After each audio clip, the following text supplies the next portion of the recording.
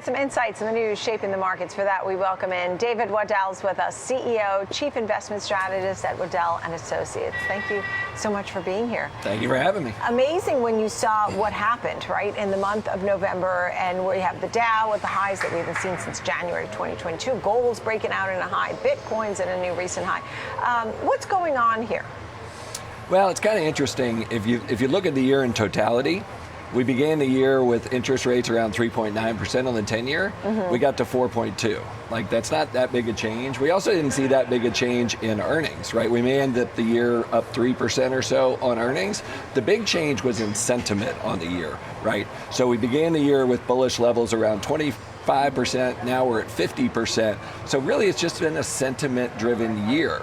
And we got into the end of October, sentiment got down to 24% again, right. And then we saw the dollar roll over, we saw oil roll over, we saw interest rates go down. That is rally fuel.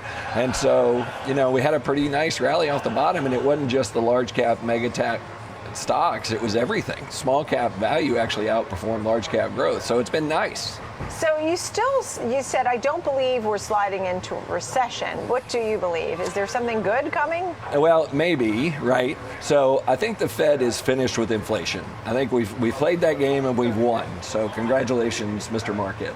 Next comes the economy, and we deal with employment, right? So next year's all going to be about earnings and employment, and we'll see what ends up happening with interest rates, but I think they're rather benign. So I think the markets are a little bit cautious today going into the JOLTS number, which we just should have gotten somewhere. And then the headline, obviously, employment labor report at the end of the week. So it's really all going to be about employment and maybe a little bit about elections. So there are a lot of E's for 2024. And so that's the idea. You're thinking that the Fed is done.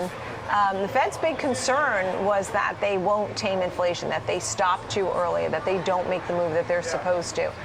Any thoughts on that? Well, you think they're going to be comfortable it's undershot. Back? So back in September, they expected inflation to be 30 basis points higher than it is today going into the end of the year. So my expectation is that the drumbeat for rate cuts will start growing if indeed the employment market starts cooling. Remember, we bottomed at 3.4 on unemployment. We're back at 3.9. So we've already, we've got 2 million in insured unemployment claims. So the labor market is weakening. If it weakens a little bit quicker, then the Fed needs to cut. There's this feeling too that, we have this high rate environment, and that is enough. You have a credit crunch that has happened. Is that enough? Are things moving? Are we seeing the spending from businesses that we need to see? We might see unemployment on the rise, right? Well, we could. It's when companies have earnings and they could grow earnings by as much as 5 to 10% next year, they don't typically cut a lot of workforce. I think the big story, and it's a real story, is what's going on with AI and productivity.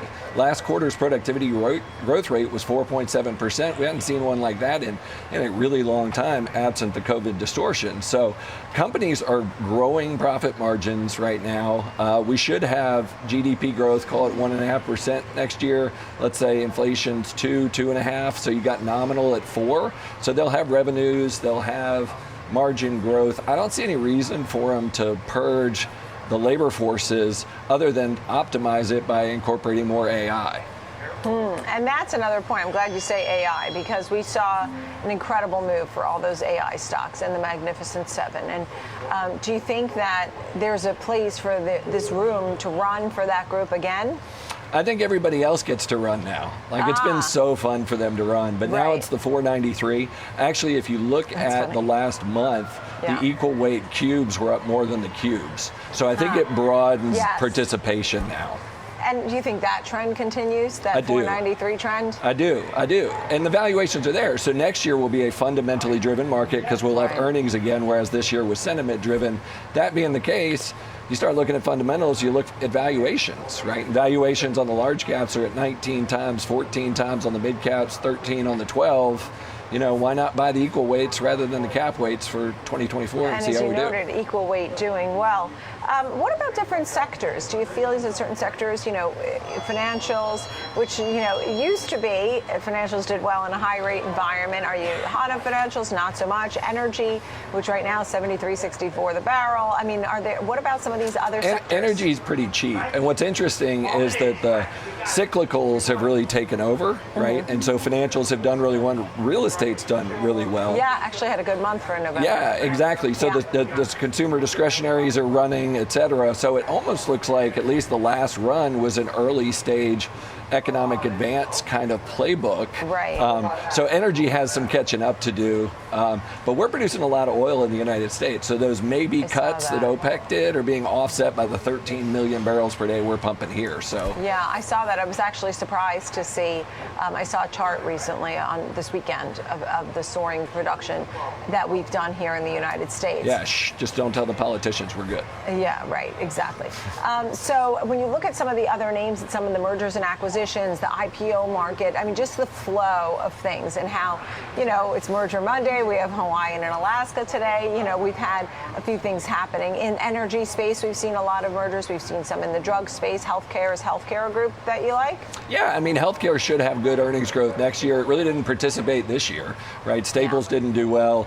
Real estate didn't do well, healthcare didn't do well, utilities didn't do well because a lot of them have yields, and you don't want that in a rising rate environment. So they're maybe poised for a rebound next year. We'll see. So from a sector perspective, I don't think you have to go too far afield.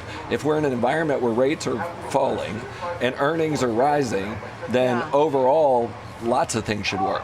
All right. David Waddell, CEO and Chief Investment Strategist at Waddell & Associates. Thank you for being here.